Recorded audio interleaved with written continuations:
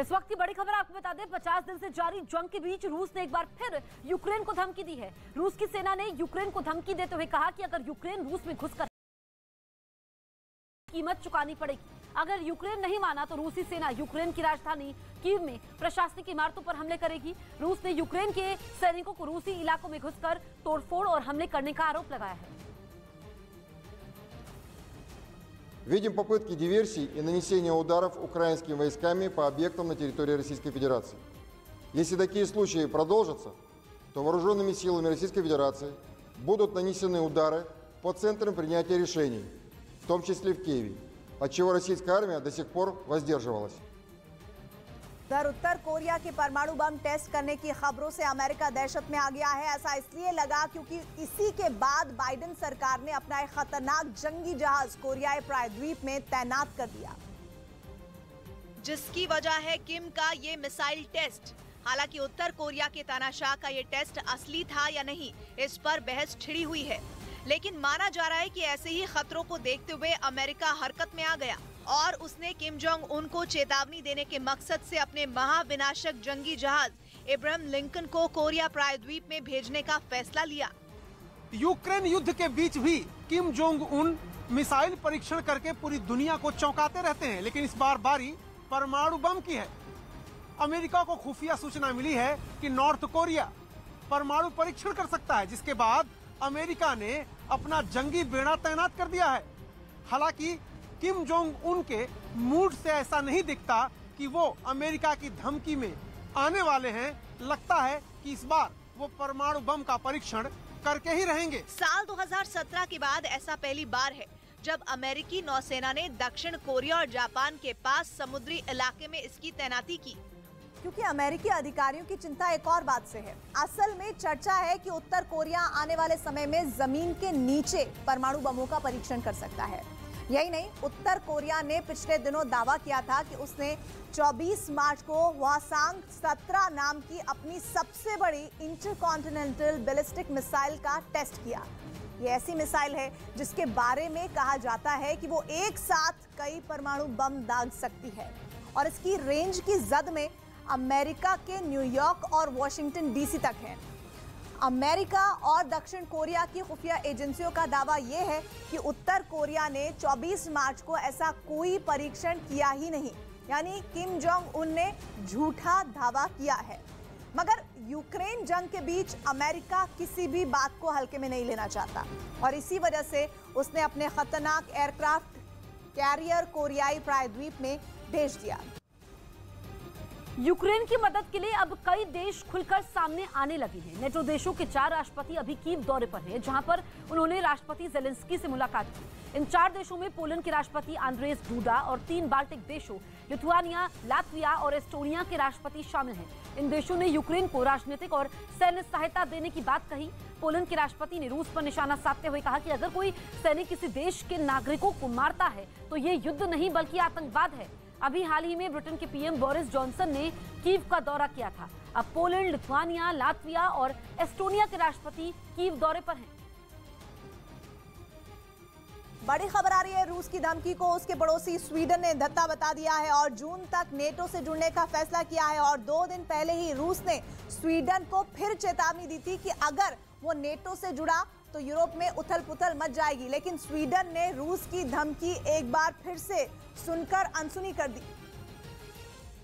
और हमेशा तटस्थ रहने के अपने स्टैंड के खिलाफ नेटो से जुड़कर अमेरिका की टीम में शामिल होने का मन बना लिया। स्वीडन के मीडिया में दावा किया जा रहा है कि स्वीडन ने जून तक नेटो से जुड़ने का लक्ष्य रखा है। मतलब अगले 1.5 महीने में यूरोप में सुरक्षा के समीकरण की तस्वीर बदल सकती है। ये खबर तब सामने आई है जब रूस का दूसरा पड़ोसी फिनलैंड की पीएम नेटो की सदस्यता पर स्वीडन के प्रधानमंत्री से बात करने के लिए स्वीडन की राजधानी स्टॉकहोम ही पहुंची हुई है। ऐसे में अगर स्वीडन ने तय कर लिया है तो फिर फिनलैंड भी ज्यादा वक्त तक नेटो से दूर नहीं रहेगा। फिनलैंड की प्रधानमंत्री साफ भी कर चुकी हैं कि वो अपने देश को नेटो में शामिल कराने के बारे में सोच रही हैं। पहले फिनलैंड और अब स्वीडन, इन दोनों देशों ने पुतिन की धमकियों को दरकिनार करते हुए डंके की चोट पर नेटो में शामिल होने के तारीख का ऐलान कर दिया। पुतिन ने पहले फिनलैंड की तरफ सेना भेजी, लेकिन उससे डरने की बजाय स्वीडन ने अगले ही दिन नेटो से जुड़ने की तारीख का ऐलान कर दिया। इससे साफ है कि पुतिन चाहे लाख धमकी दें, लाख चेतावनी दें, सेना रवाना कर दें, लेकिन ये दोनों देश आत्मसमर्पण करने के लिए तैयार नहीं हैं। यानी रूस के लिए खतरे की घंटी है, क्योंकि उसकी सीधी धमकियों का भी स्वीडन और फिनलैंड पर कोई असर पड़ता नहीं दिख रहा है। बल्कि दोनों देश रूस को ही आंखें दिखा रहे हैं, जबकि कुछ वक्त पहले भी खुद पुतिन ने स्वीडन और फिनलैंड को चेतावनी दी थी कि अगर उन दोनों ने नेटो का हिस्सा बनने की सोची भी तो रूस पर उन पर सैन्य कार्रवाई करने से वो नहीं चूकेगा। स्वीडन और फिनलैंड दोनों ही देश नेटो के सदस्य नहीं है और उनके नेटो से दूर रहने में ही रूस की भलाई है, क्योंकि रूस अपने पश्चिमी तरफ नेटो के सदस्य देशों से घिरा हुआ है। उसके पड़ोस में सबसे ऊपर नॉर्वे, फिर एस्टोनिया, लातविया, लिथुआनिया और पोलैंड जैसे देश नेटो के सदस्य हैं। इस इलाके में गिनकर बस फिनलैंड, स्वीडन, बेलारूस और यूक्रेन ही है जो नेटो का हिस्सा नहीं है। बेलारूस तो रूस का दोस्त है, वो नेटो से जुड़ेगा नहीं, और यूक्रेन को नेटो से जुड़ने से रोकने के लिए तो रूस ने उस पर जंग ही छेड़ी हुई है। ऐसे में स्वीडन और फिनलैंड के नेटो से जुड़ने का प्लान यूरोप में एक नई जंग भी भड़का सकता है।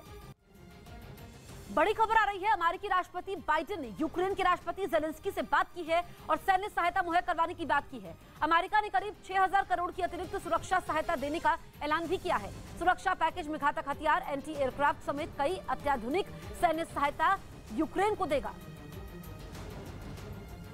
इस बीच यूक्रेन ने फिर रूस की सेना पर अपने नागरिकों को निशाना बनाने का आरोप लगाया और इसके लिए यूक्रेन ने रूस की मीडिया की तरफ से जारी किए गए एक वीडियो का सहारा लिया, जिनमें रूस की सेना का एक टैंक मारिउपोल शहर की सड़कों पर दौड़ता नजर आया।